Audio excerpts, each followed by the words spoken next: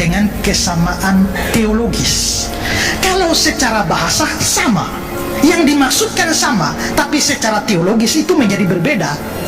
Jadi yang dimaksudkan dengan Yesus dan Isa itu sama, yang digambarkan dalam kitab Injil dan kitab Quran itu kok beda. Yang ini bilang mati di salib, yang sana bilang gak mati di salib, hanya diselamatkan saja, diserupakan saja. Kok beda? Yang ini lahir di sini, di Bethlehem, itu lahir di bawah pohon korma. Kok beda? Kalau begitu, orang yang dimaksudkan sama, tapi deskripsinya berbeda. Bismillahirrahmanirrahim.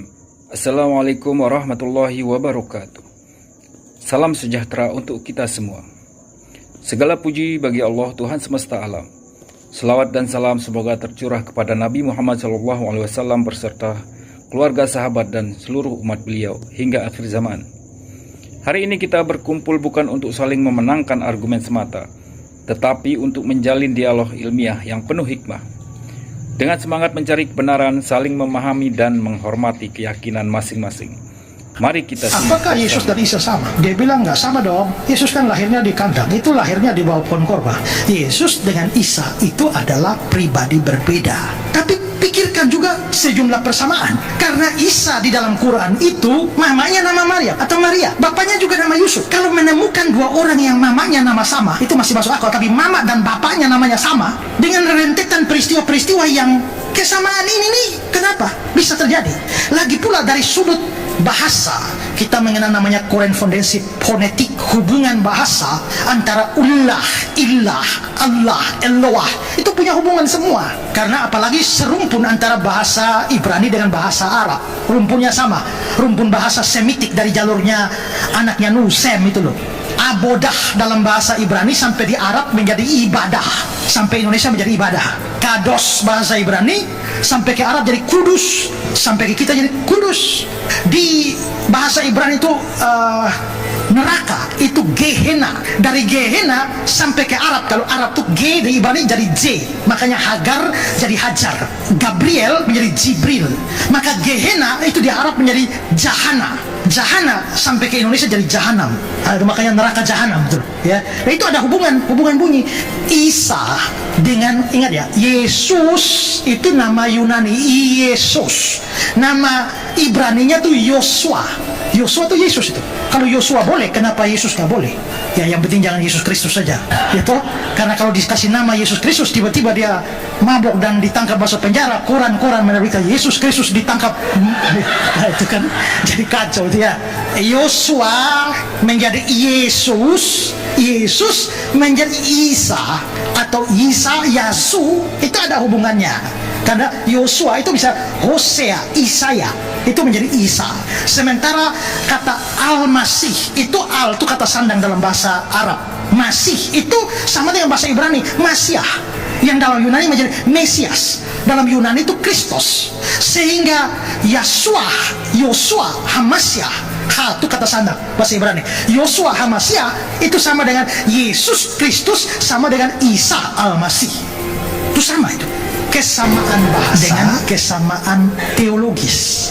Kalau secara bahasa sama, yang dimaksudkan sama, tapi secara teologis itu menjadi berbeda. Jadi yang dimaksudkan dengan Yesus dan Isa itu sama, yang digambarkan dalam kitab Injil dan kitab Quran itu kok beda. Yang ini bilang mati di salib, yang sana bilang gak mati di salib, hanya diselamatkan saja, diserupakan saja. Kok beda? Yang ini lahir di sini, di Bethlehem, itu lahir di bawah pohon korma. Kok beda? Kalau begitu, orang yang dimaksudkan sama, tapi deskripsinya berbeda. Orang yang salat dan bayar zakat, Islam atau Kristen? Mukmin atau kafir? Mukmin. Nah, kenapa selama ini asumsi seluruh Muslim di dunia, bahkan khususnya di Indonesia, Isa itu Kristen? Isa bukan Yesus, Yesus bukan Isa. Jangan sekali-kali kalau saya jadi debat dengan para pendeta, saya tidak pernah mengidentikan Tuhan Kristen bernama Yesus Kristus itu dengan pribadi Isa Al-Masih, baik dalam gambaran secara antropomorfistis, dalam bentuk-bentuk antropos, tubuh, postur tubuh, sulit digambarkan mana Al-Masih itu. Jangankan Al-Masih, Nabi Musa alaihissalam, Nabi Muhammad yang 576 tahun sebelum Isa, susah digambarkan. Dari Mekah sampai ke ujung dunia, sampai ke masjid-masjid. Ada enggak foto Nabi Muhammad di atas apa itu onta? Ada enggak foto Nabi Muhammad dipeluk ibunya? Apa itu yang menyusui 4 tahun? Halimatus Sa'diyah. Anak saya yang terakhir yang perempuan itu namanya Halimatus Sa'diyah. Saya kasih nama itu, yang menyusui Nabi tercinta Rasulullah Muhammad sallallahu alaihi wasallam. Ada enggak foto Rasulullah? Sedangkan foto Nabi Muhammad yang 500 konon rentang waktunya lebih mudah daripada Al-Masih, enggak ada fotonya. Bagaimana mungkin Al-Masih ada foto? Hei, foto siapa? Qul ya ayyuhal kafirun la a'budu ma ta'budun wa la antum abiduna ma a'bud wa la ana abidu ma abatum wa la antum abiduna ma a'bud lakum dinukum waliyadin. Yesus Kristus adalah Tuhan kalian, Isa Al-Masih Nabi kita. Konsepkan itu dalam pikiran kita. Amin ya Allah ya Rabbal. Coba begitu. Jadi sudahlah, jangan berdebat kita. Isa Al-Masih Nabi kami, Yesus Kristus adalah Tuhan kamu. Jadi kalau berdebat kamu asumsikan Isa adalah Yesus, nggak bakal habis.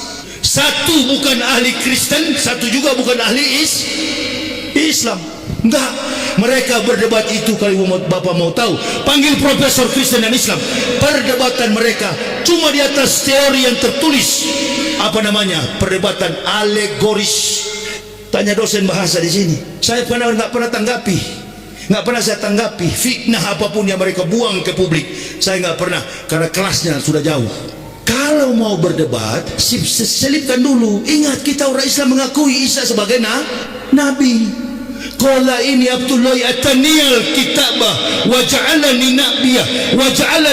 Sekali lagi, wa ja'alani nabiyah.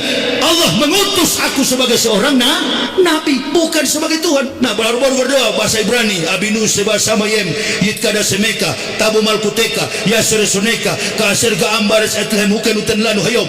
Itu bahasa Ibrani. Abinu seba samayem, Bapa kami yang di surga. Doa Bapa kami. Katanya Yesus itu Tuhan, dia berdoa kepada Bapa yang mana lagi? Makanya orang Yahudi Sema Israel Yahweh Elohenu Yahweh Ehad Hikomantakim Dekalama Muhammadin.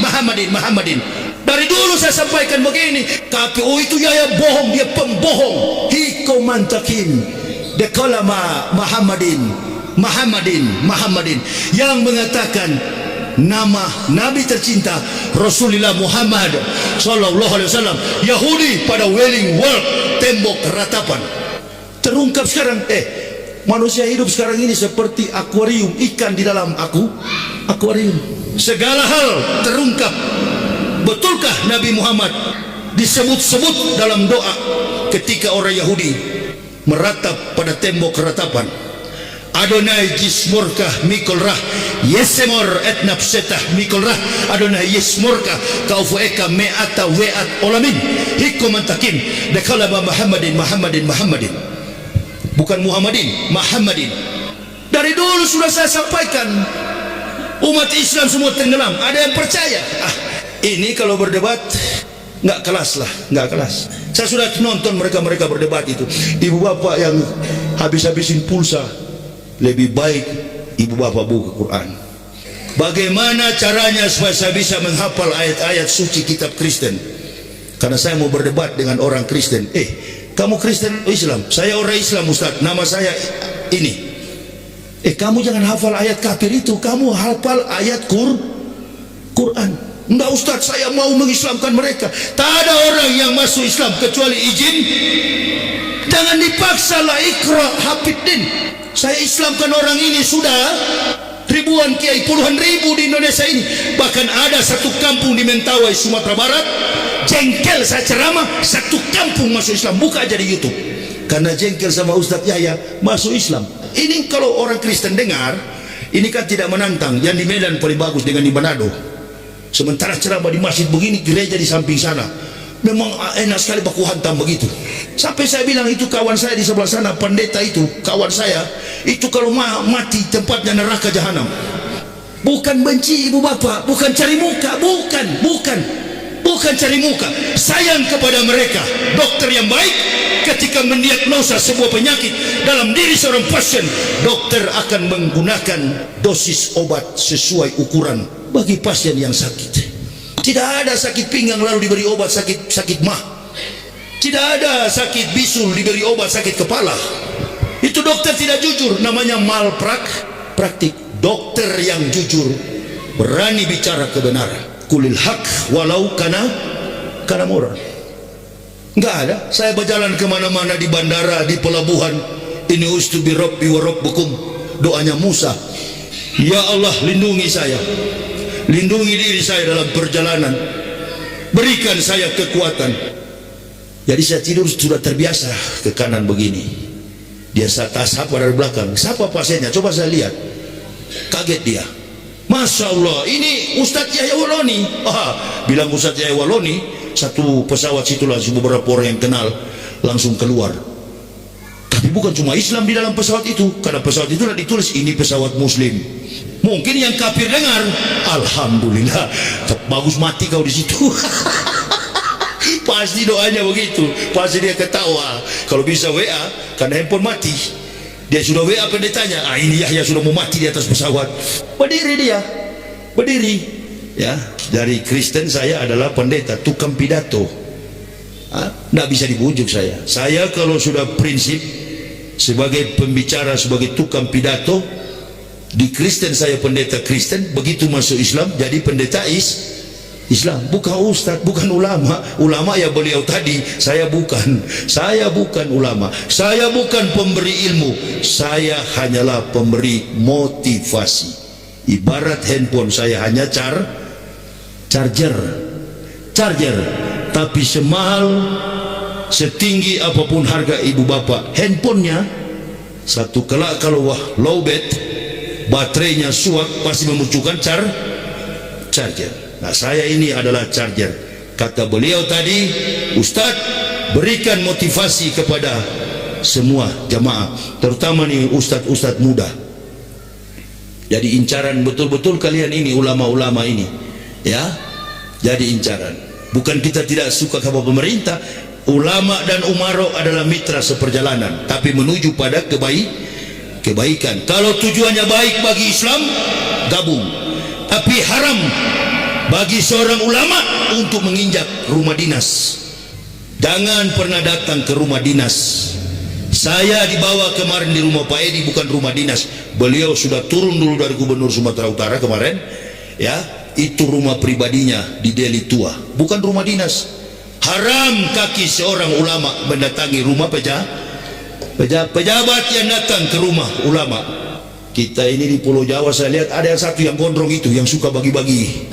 Begini tebal tuh uang-uang itu, setelah disorot oleh kamera, itu kan bukan uang saya hanya membagikan. Sudahlah kawan, kalau sudah begitu-gitu, sudah. Itu kalau ibu bapak mau kaya jadi ustadz begitu, ya. Ini muda-muda ini, kalau kalian mau jadi kaya, handphonenya mahal begitu. Jilat supaya hati-hati. Hukuman paling berat itu bukan pejabat.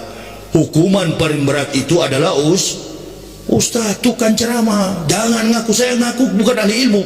Kalau mau butuh ilmu, tunggu Ustadz Abdus Somad. Itu memang dia belajar ilmu Islam di Mekah. Dia belajar ilmu Islam di Mesir. Dia belajar ilmu Islam di Kairo. Jadi tanyakan ke Ustadz Abdus Somad, itu jago-jago ilmu. Ustadz Somad itu yang banyak ilmu. Kalau Yahya Waloni tidak, saya cuma motivator. Diharapkan 10 tahun 20 tahun Yahya di penjara, cuma 5 bulan.